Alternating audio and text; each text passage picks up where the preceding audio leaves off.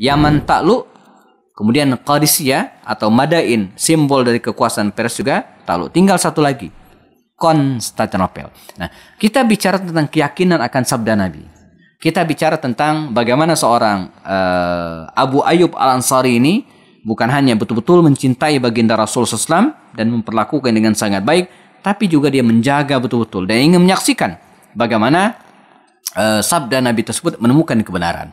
Maka dikisahkan setelah Rasulullah SAW meninggal dunia, Abu Bakar, Umar, Utsman, Ali meninggal dunia, dan benteng tersebut belum juga ditaklukkan sampai pada masa pemerintahan Muawiyah bin Abu Sufyan radhiyallahu anhu, dan waktu itu Abu Ayyub Al-Ansari ini dikisahkan jazakumullah, dia dalam keadaan sakit. Kendati demikian, dia selalu mengingatkan kepada pasukan perang. Kata dia apa? Kalau kalian berperang menuju ke benteng Konstantinopel arah utara, saya ikut. Bersama kami belajar sirah Nabawiyah untuk memahami sejarah hidup Rasulullah SAW dan para sahabat melalui video-video pendek, diskusi dengan para tokoh dan pakar lewat program kelas Kupas lewat obrolan santai. Apapun masalahnya, dikupas dengan cara yang santai dan penuh keakraban. Bersama kami juga menelaah kitab-kitab induk dan referensi terpercaya, menelisik hikmah, merangkai makna, lalu menuangkannya dalam karya tulis. Assalamualaikum warahmatullahi ta'ala wabarakatuh. Alhamdulillahi rabbil alamin.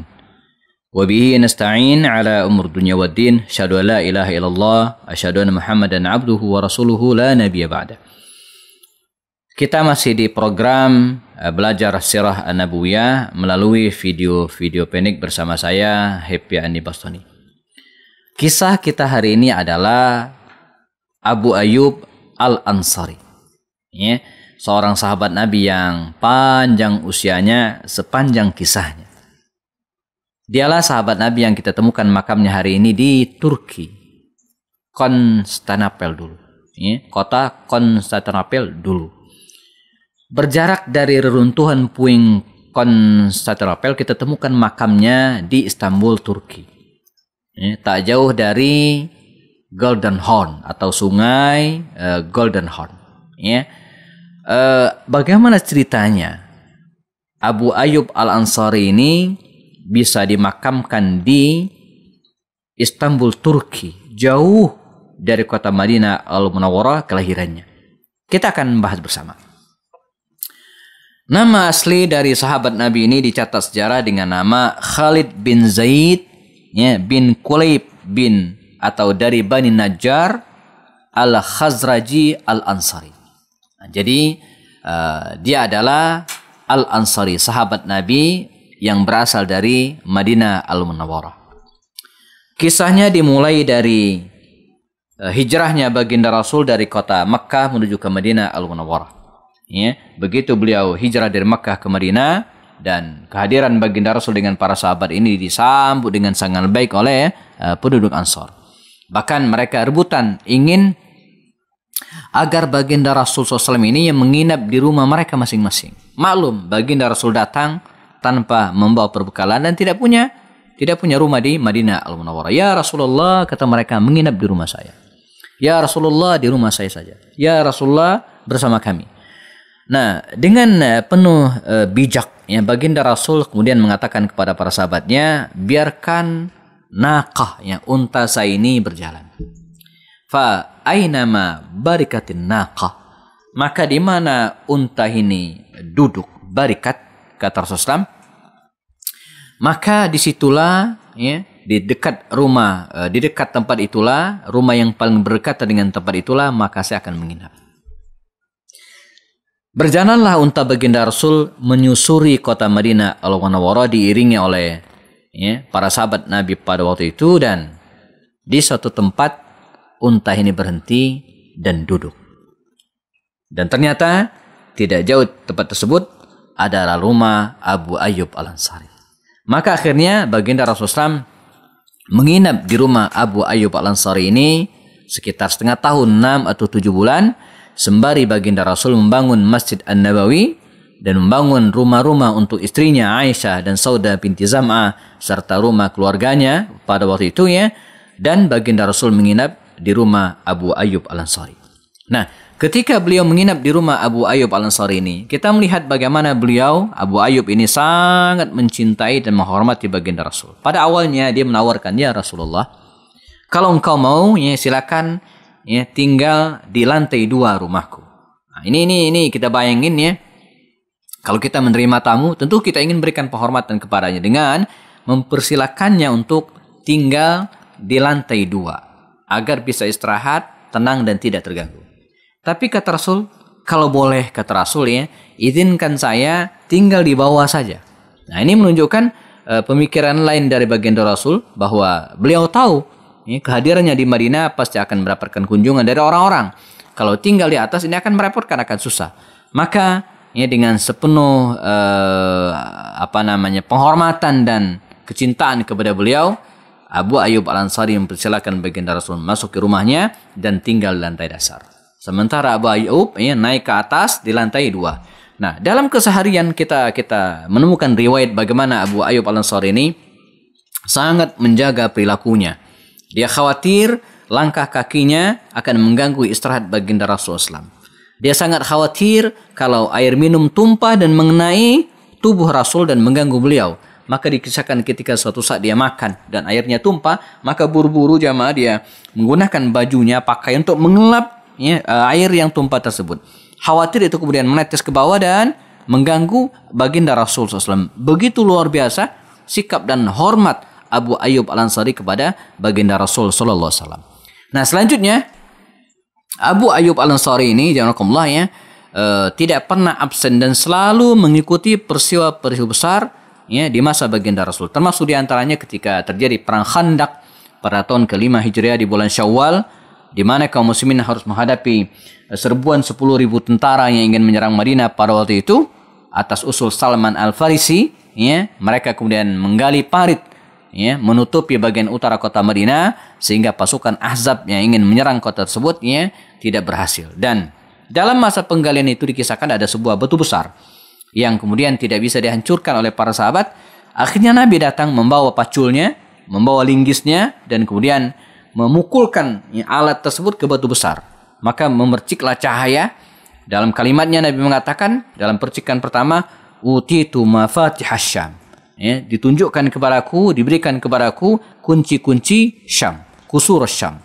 Pada pukulan yang kedua Nabi mengatakan fima ma'nal hadis, ditunjukkan kepadaku ya kunci-kunci Yaman, San'a ya, dan diberikan kepadaku pada pukulan yang ketiga ya kunci-kunci Persia, kerajaan Persia, kota Madain, Al-Qasru Al-Abyad.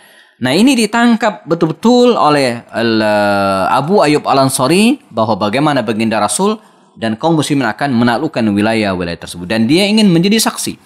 Bahkan dalam hadis yang lain baginda Rasul juga mengatakan la tuftahannal Qastantiniyatu ala yadi rajulin, sungguh Konstantinopel akan ditaklukkan oleh seorang laki-laki ya, ala yadi rajulin, di tangan seorang laki-laki, fala ni'mal amiruha, dan sebaik-baik pemimpin adalah pemimpinnya, wala ni'mal jaisu dzalikal jais, dan sebaik-baik pasukan adalah pasukan tersebut.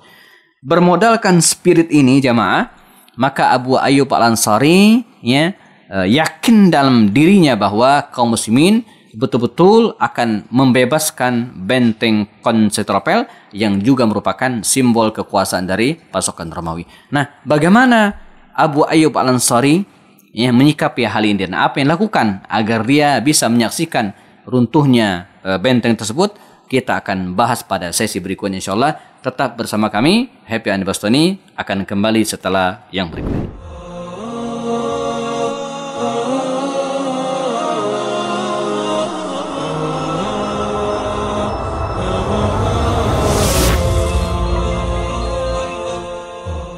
Apa yang dilakukan oleh Abu Ayyub Al-Ansari ya, ketika baginda Rasul SAW masih hidup, dia menyaksikan sabda Nabi bahwa mereka akan menaklukkan Yaman. Dan betul, Yaman takluk di masa baginda Rasul masih hidup.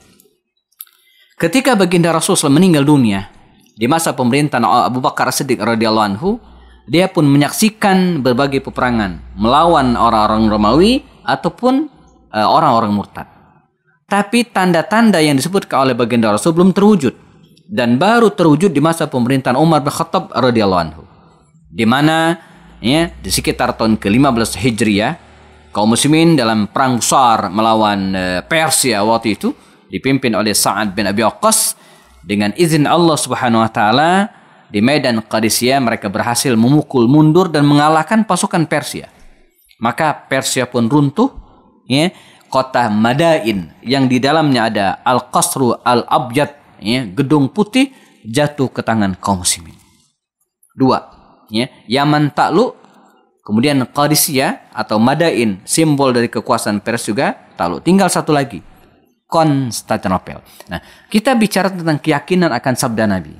Kita bicara tentang bagaimana seorang Abu Ayyub Al-Ansari ini bukan hanya betul-betul mencintai baginda Rasul SAW dan memperlakukan dengan sangat baik, tapi juga dia menjaga betul-betul dan ingin menyaksikan bagaimana sabda Nabi tersebut menemukan kebenaran.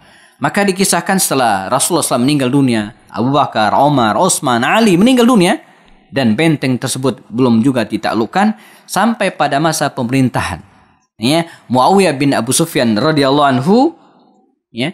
Dan waktu itu Abu Ayyub Al-Ansari ini dikisahkan, jazakumullah, dia dalam keadaan sakit, ya, dalam keadaan sudah tua, ya. Ya, sakitnya bukan karena ada penyakit, tapi karena memang sudah tua. Kendati demikian, dia selalu mengingatkan kepada pasukan perang. Kata dia apa?